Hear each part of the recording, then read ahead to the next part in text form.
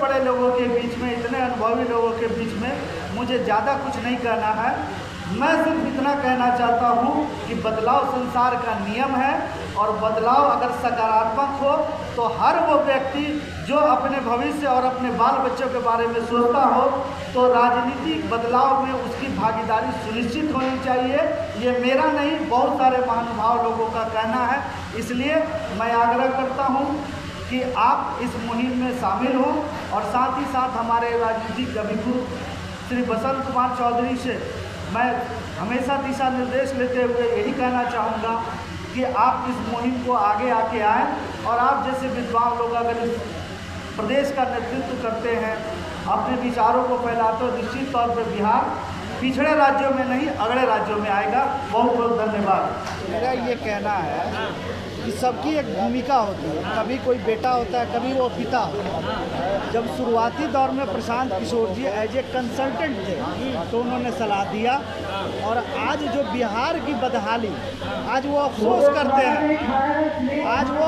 करते हैं कि मैंने गलत लोगों को सलाह दिया, और इसलिए सलाह दिया था कि इस बिहार राज्य का विकास हो, क्योंकि मैं इसी मिट्टी का हूँ और इस मिट्टी का कर्ज निभाना है। इसलिए मैंने जो गलती किया उसका प्रायश्चित करते हुए जन स्वराज अभियान अपनाया है, ताकि इस समाज को जागृत करके इस पिछड़े हुए बिहार को अगला राज्य कैसे बनाया जाए, इस बारे में एक सहमति, एक समिति बनानी है, जिसका नाम है जन स्वराज अभियान।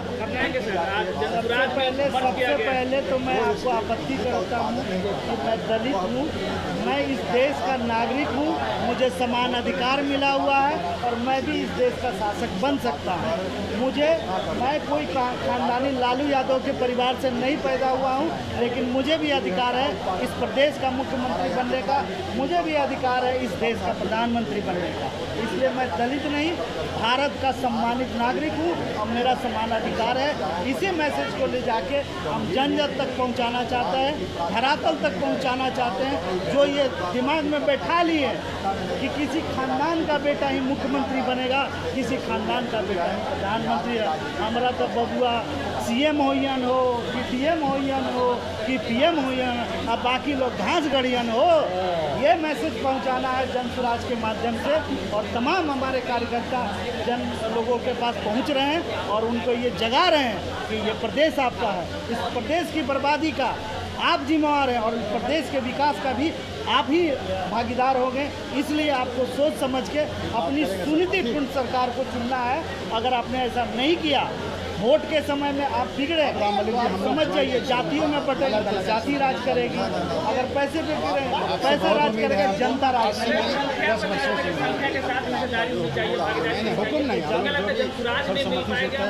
जन स्वराज जो घोषणा पीके साहब ने किया, स्पष्ट किया है कि किस वर्ग को जिसकी जितनी संख्या बारी उसकी उतनी हिस्सेदारी। ये बात लालू प्रसाद कहते हैं, लेकिन आज तक घोषणा नहीं किया सिर्फ नहीं, सारे पार्टियों के सिर्फ बोलना और करने में। अभी क्या बोला है? क्या इस बार जो MLC का चुनाव था, MP का चुनाव था, क्या भागीदारी दी है? हम तो अभी सत्ता में नहीं आए हैं, ना ही हम चुनाव में आए। अगर हम चुनाव में अपने वादे को पूरा नहीं करते, पीके साहब नहीं करते, तो समझिए कि हम जीते हैं, और हमें अधिकार, वोट लेने का अधिकार नहीं होगा, राजनीतिक विकल्प हमारा बेकार हो। मेरा नाम डॉक्टर वीरेंद्र भास्कर हुआ, और मैं बहुजन चिंतक हूँ, और साथ साथ राजनीतिक कार्यकर्ता हूँ। इससे पहले मैं प्रदेश प्रवक्ता रह चुका हूँ आज़ाद समाज पार्टी।